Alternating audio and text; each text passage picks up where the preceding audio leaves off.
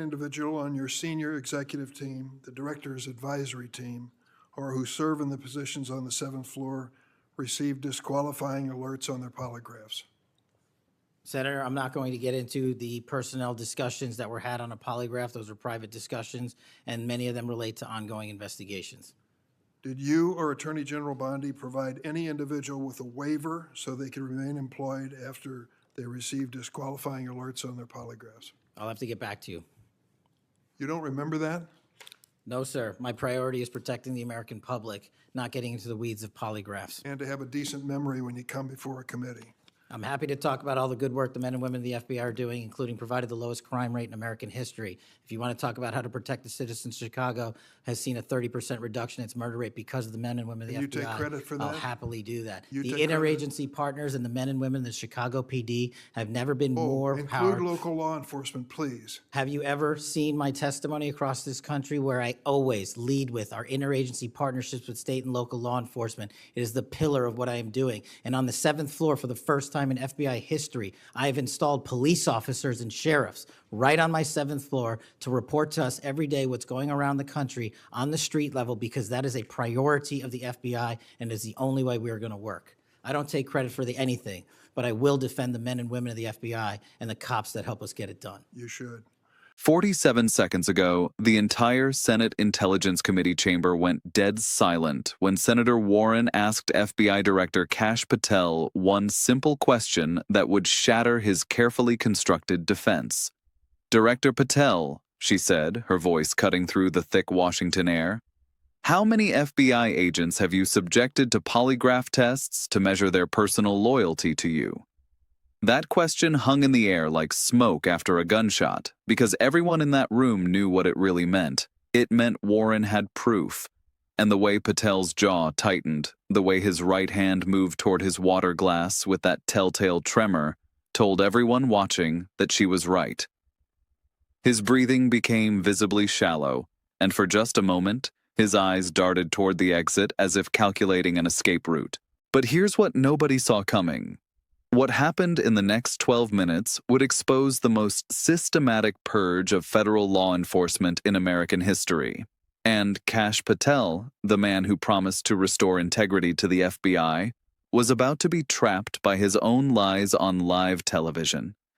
The hearing was supposed to be routine oversight, annual budget discussions, operational briefings, the kind of session where FBI directors provide rehearsed answers designed to reveal nothing while appearing transparent.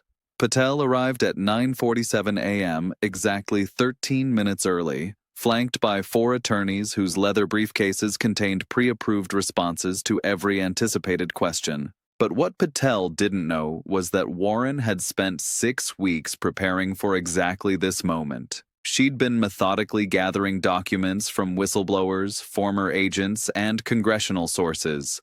The blue folder on her desk contained 47 separate pieces of evidence, each one more damaging than the last, and she'd arranged them in a specific order, building toward a moment of complete destruction.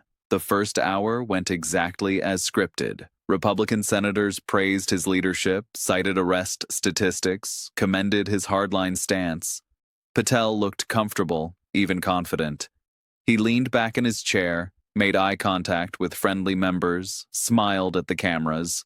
This was his element, but Warren watched every gesture, noting the micro-expressions, the tells that would matter later.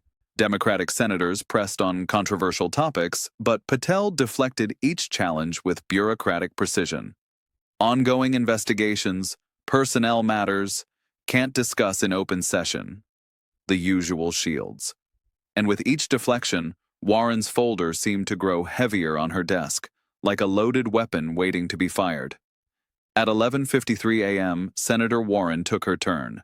The room's energy shifted immediately because everyone understood that Warren didn't ask questions unless she already possessed the answers, and she didn't bring documents to hearings unless those documents would destroy someone's career.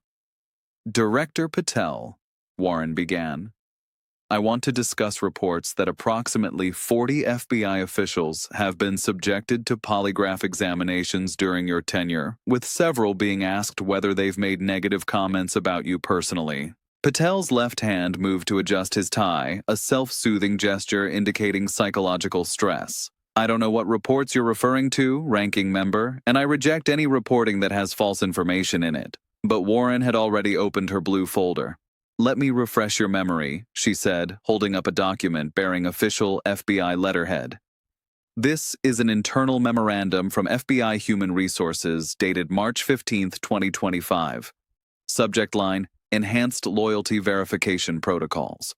She began reading, her voice clear and precise. Quote, Director Patel has authorized expanded polygraph examinations for all senior staff and field office supervisors. Standard questions regarding unauthorized disclosures have been supplemented with questions regarding personal opinions about FBI leadership and current administration policies. End quote. The impact was devastating. Patel's face drained of color in 3 visible stages captured by every camera in that room. First, the confident expression froze. Then his eyes widened slightly as the implications hit him. Finally, his jaw tightened and his mouth opened, then closed like a fish gasping for air. The confident FBI director who'd been smoothly deflecting questions suddenly looked like a man whose entire world was collapsing. His right hand moved instinctively toward his water glass, but when he lifted it to drink, the trembling was so pronounced that water sloshed over the rim, spilling onto the witness table. Every journalist in that room saw it. Every camera captured it. The man who controlled federal law enforcement couldn't control his own hands. Senator, Patel managed, his voice barely steady. Polygraphs have always been utilized at the FBI to track down those that leak sensitive information. But his voice had changed. Gone was the bureaucratic smoothness. Now there was a slight tremor, a hesitation before each word. The practiced confidence had evaporated, replaced by the desperate calculation of a man trying to find an escape route that didn't exist. Warren pulled out another document. That's interesting, Director, because this second memo, dated April 2nd, shows that your enhanced protocols resulted in 17 agents being flagged for what the document calls disloyalty indicators. She looked directly at him. Not security violations, not criminal activity, disloyalty. The room erupted. Whispers spread across the gallery like wildfire. Journalists frantically typed, their fingers flying across keyboards. Republican members looked at each other with expressions ranging from confusion to alarm. This wasn't the script they'd been given. Democratic members tried to hide their shock and satisfaction, but you could see it in their faces. They hadn't expected Warren to land such a direct hit so quickly. In the press gallery, veteran reporters who'd covered Congress for decades exchanged knowing looks. This wasn't routine oversight anymore. This was a public execution, and everyone present understood they were witnessing the systematic dismantling of an FBI director's credibility in real time. Chairman Grassley banged his gavel twice, his face stern. "Order in this chamber," he called out, but his voice carried an edge that suggested even he was rattled by what was unfolding. But Warren wasn't finished. She pulled out a third document, and this one changed everything. Director Patel, do you recognize this email from your deputy director dated April 10th, warning that your loyalty tests were creating a climate of fear throughout the organization? Patel tried to deflect. I'm not going to get into personnel discussions that were had on polygraphs. Those are private discussions. Let me make this public then, Warren said. She held up another sheet. This is a resignation letter from Senior Agent Christopher Meyer, a decorated Air Force pilot with over 350 combat hours in Afghanistan. Let me read what he wrote. I cannot continue to serve in an organization where loyalty to one man has replaced loyalty to the Constitution. The oath I took was sacred, and I refuse to betray it for political expediency. Every camera in that room zoomed in on Patel's face. You terminated Agent Meyer, didn't you, Director? A man who served our country with distinction, who commanded Marines in combat, who risked his life for America. You fired him because he questioned your policies? Patel's voice cracked slightly. That's a one-sided story. Anyone that has been terminated from the FBI generally fails to meet the needs of the FBI and uphold their constitutional duties. Warren leaned forward, her voice carrying barely contained fury. Fails to uphold constitutional duties? Agent Meyer swore an oath to the Constitution, just like every FBI agent.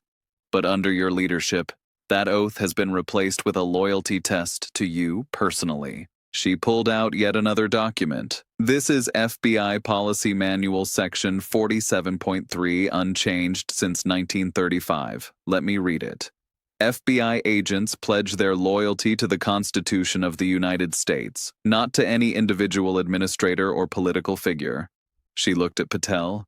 You violated this fundamental principle, Director. You corrupted the very foundation of federal law enforcement. The questioning continued, each document more damaging than the last.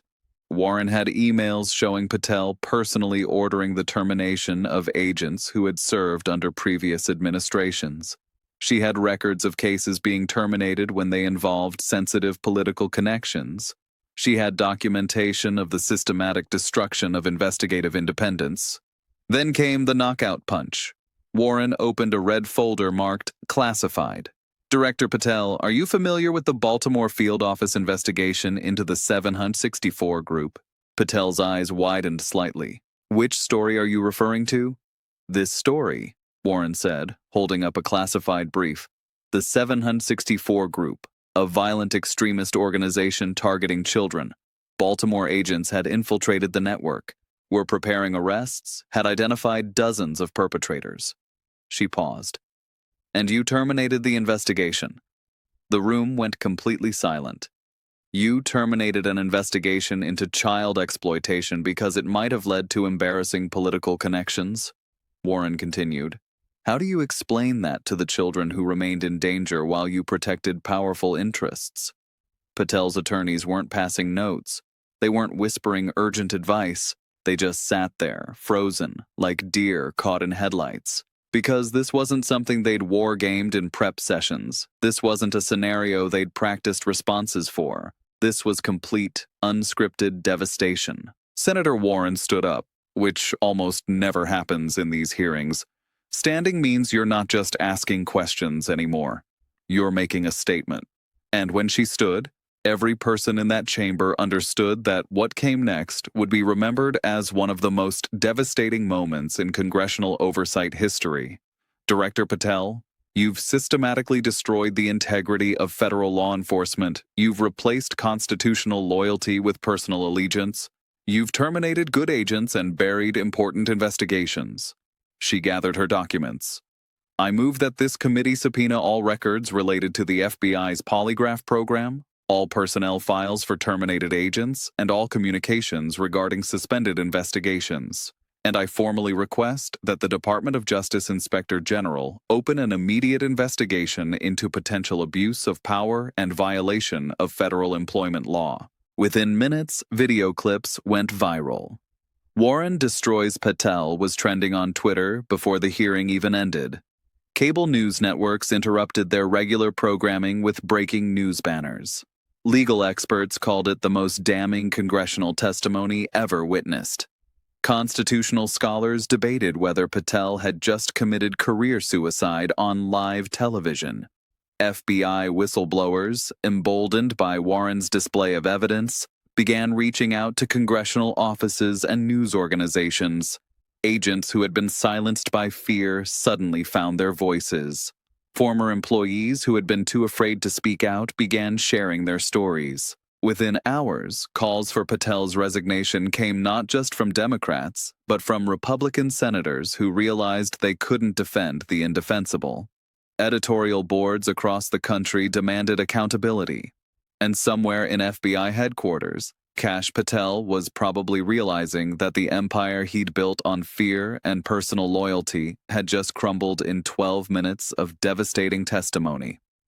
The blue folder that Warren had carried into that room represented more than just documents. It represented the accumulated courage of dozens of federal agents who had risked their careers to expose the truth. It represented the fundamental principle that in America, no one is above accountability. Not even the most powerful law enforcement official in the country. Because sometimes accountability doesn't require months of investigation or partisan politics. Sometimes it just requires one senator with the courage to ask the right questions, armed with irrefutable evidence, willing to expose corruption wherever it leads. Warren had asked those questions, Patel had no answers, and in 12 minutes, the systematic corruption of the FBI had been exposed for all America to see, proving that even the most carefully constructed lies cannot withstand the weight of documented truth.